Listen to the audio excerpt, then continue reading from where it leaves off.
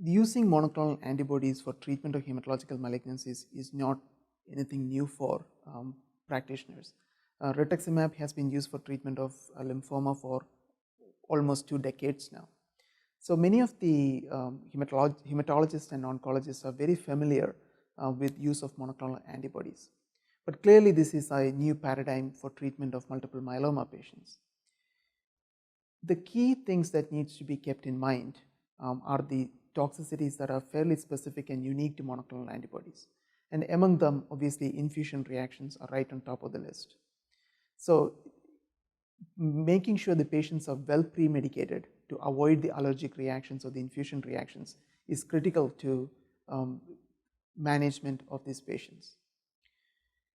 The fact that these infusion reactions can occur very commonly with these monoclonal antibodies, more so with daratumumab than with elotuzumab, is something that the patients as well as the physicians and the nursing staff should be aware of. There are several different ways and approaches to decrease the risk of developing infusion reactions. Obviously, the pre-medication is a critical part. That should include also the use of some of the steroid medications. Sometimes giving the steroid medications ahead of time can also help with decreasing the risk of infusion reactions. The other thing to keep in mind is most of these infusion reactions tend to happen the very first infusion, and the proportion of patients actually getting infusion reactions after the first infusion is pretty small.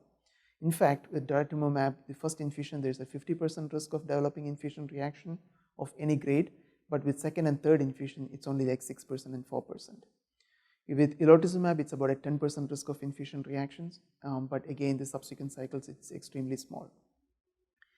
The specific things that you need to watch out for, again, is the difficulty with breathing, which many of these patients can have, drop in the blood pressure.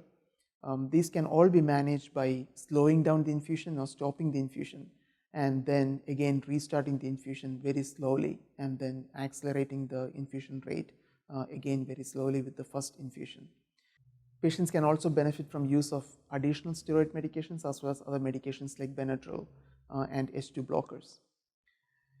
If patients are having difficulty with breathing, sometimes inhaled bronchodilators can be of benefit as well in this group of patients.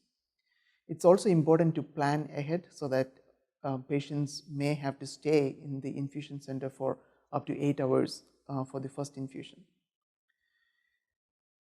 The subsequent infusions can be given much more quickly, and that certainly facilitates ongoing therapy in these patients.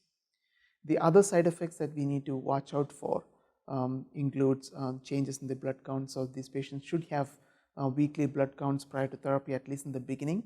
But once the patients are tolerating the drugs well, these tests can be spaced out much more. In addition to the infusion reactions and other toxicities that you see in patients getting monoclonal antibodies, there are a couple of things that need to be highlighted. One of them is the effect of daratumumab on the ability to type and cross-match if someone needs red blood cell transfusion. Now, the daratumumab monoclonal antibody can also bind to the red blood cells, and that makes it difficult for the blood banks to actually find a good match for red blood cell transfusion if someone were to need it. And often myeloma patients can be anemic and might need that. So it's important that to make sure every patient is typed and their blood group determined and screened for antibodies before they get started on daratumumab. And once these patients are on therapy with daratumumab and they need a red blood cell transfusion, it's very important that the blood bank be informed ahead of time that this patient is on therapy, so that they can do specific assays to prevent that interference that can often happen with the monoclonal antibody. Now, one of the other things that we do see with these monoclonal antibodies is a decrease in the number of lymphocytes, and that might predispose patients to some of these infections, especially some of the viral infections like reactivation of herpes zoster or development of shingles. Now, many of these patients, since they have cancer, are not necessarily eligible to get the vaccination, and we are not even sure it might work well in these patients. So most of these patients should be on a prophylactic treatment like acyclovir while they are getting these therapies. And we have been using it for a long time in patients getting proteasome inhibitors. And I think the same principle applies for patients getting these drugs and the various combinations.